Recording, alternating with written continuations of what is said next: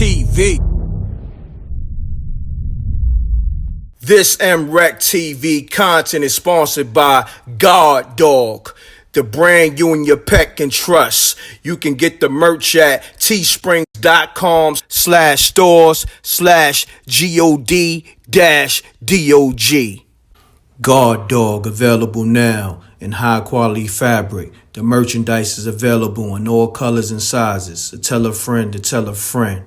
Get yours now.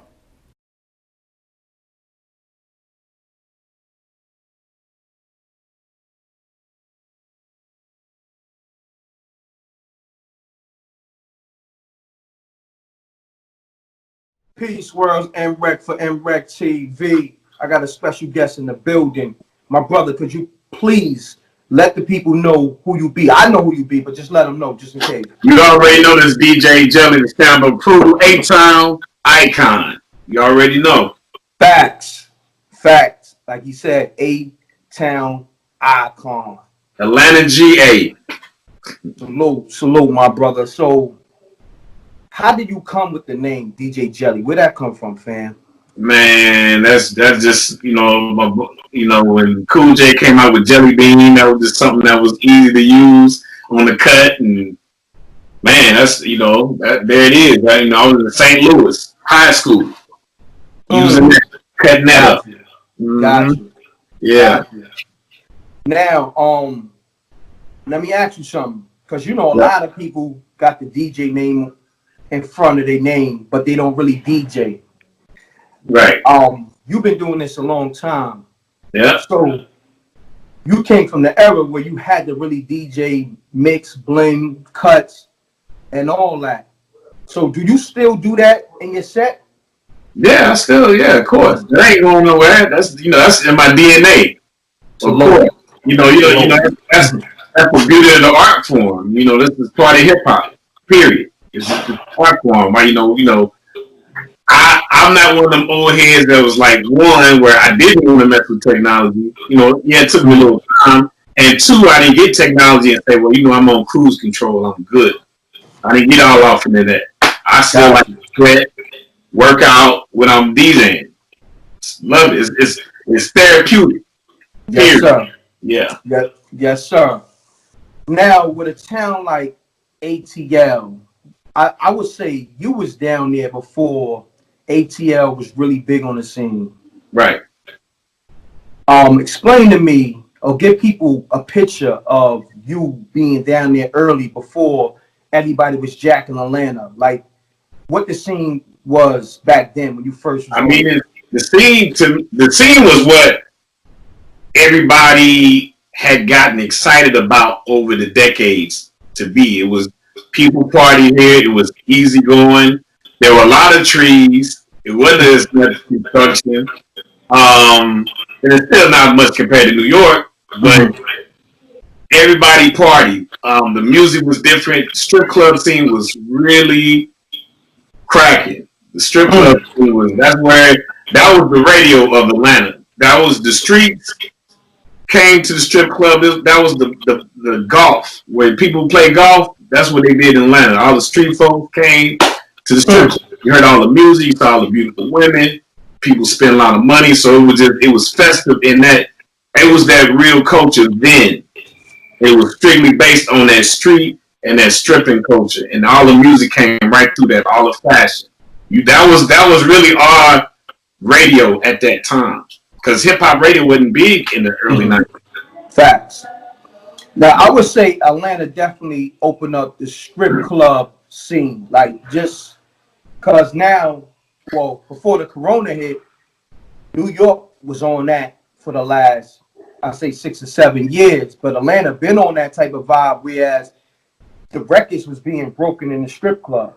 Like if you was popping in the town, you had to be popping in the strip clubs. You know what I'm saying?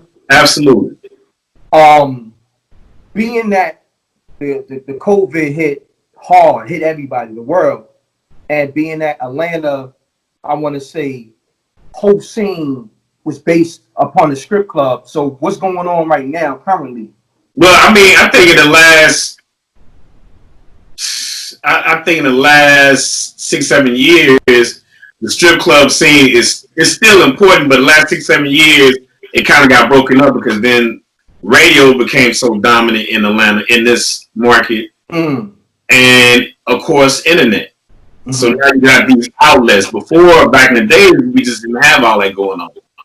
You know, we just didn't have it. So we relied strictly. That's where we were. We were in the clubs to see what was going on, and we had events like Freaknik and Jack the Rapper, which brought all the music culture along, combined it with Atlanta's music culture. So it's just wide open. So the COVID thing, yeah, as far as the extracurricular activities out in the streets, yeah, but musically it hasn't stopped anything because everything is really a test market here in terms of you got studios everywhere in Atlanta now, everywhere, and everybody come here to vibe from all around the world now.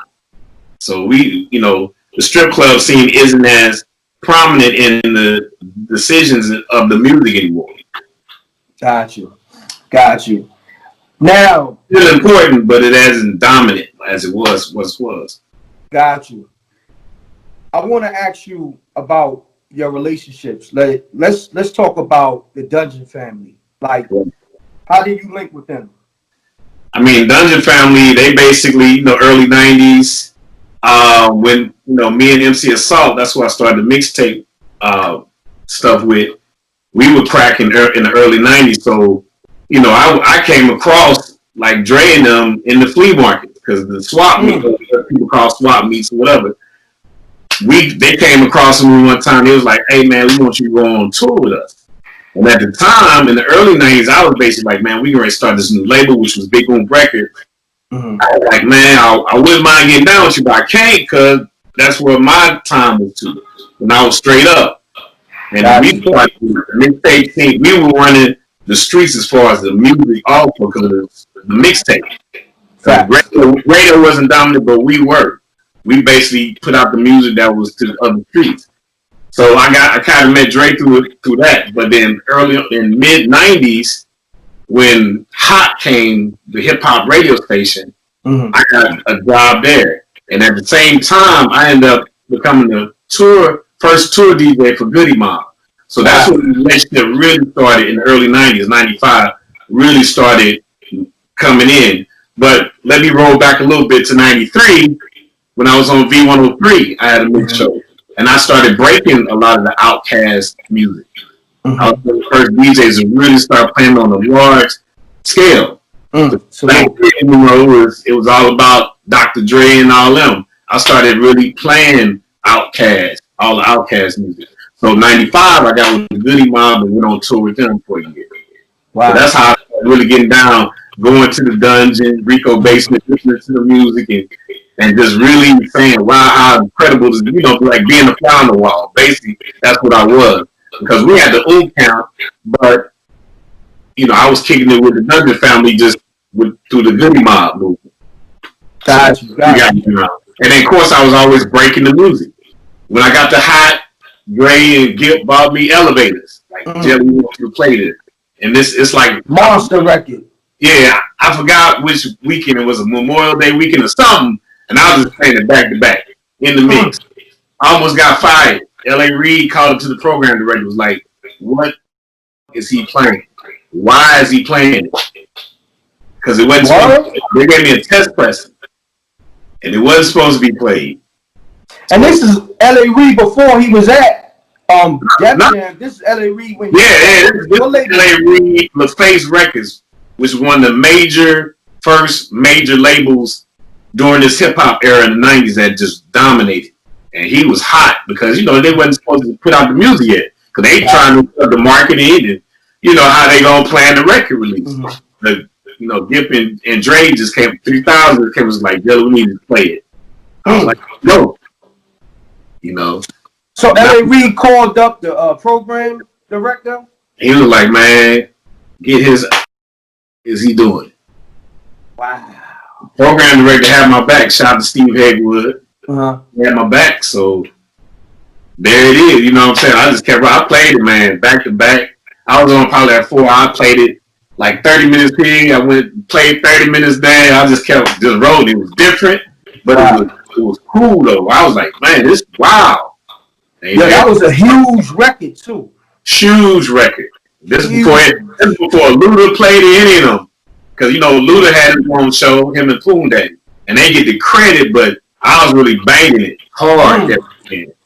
So it was. So let me ask you this, being that you brought up Ludacris, and this is Ludacris, the radio personality. Chris Love it in. Yeah, Chris Love it, the radio personality. Yeah.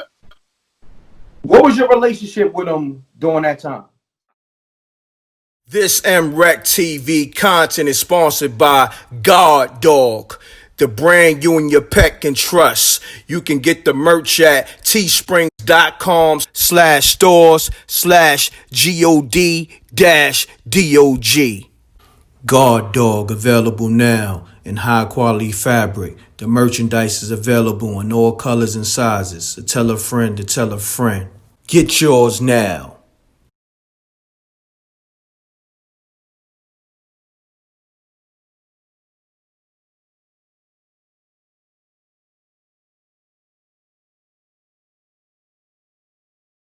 This MRecktv content is sponsored by 9-7 Entertainment presents the movie Raina. All right, y'all. It's showtime. Let's go. So we're gonna play this one smooth. Not going in there to rock any boats or make any waves, Neek. It's gonna be straight, Raina. Definitely should crack for more than 150K. He got that shit, man. 150,000? Why you being so nice to me? And I'm sure a man like you understands that a deal, even a good one, doesn't make itself happen.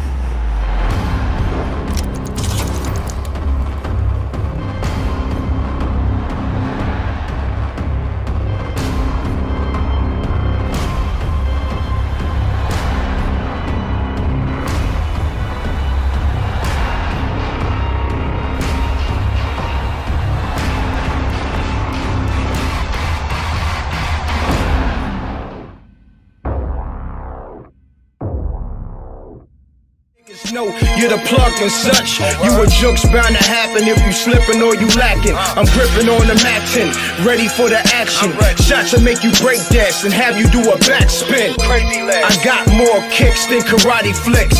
My whole team pushing Maserati whips. You on IG liking thotty pics. Shorty pocket broke, but her body fixed. Peace, world. To promote your music or promote your business by placing an ad on MRecktv, contact MRecktVpromo, MRecktVpromo @gmail.com. Peace. Oh yeah, subscribe to MRecktv, youtube.com/MRecktv. I'm gone.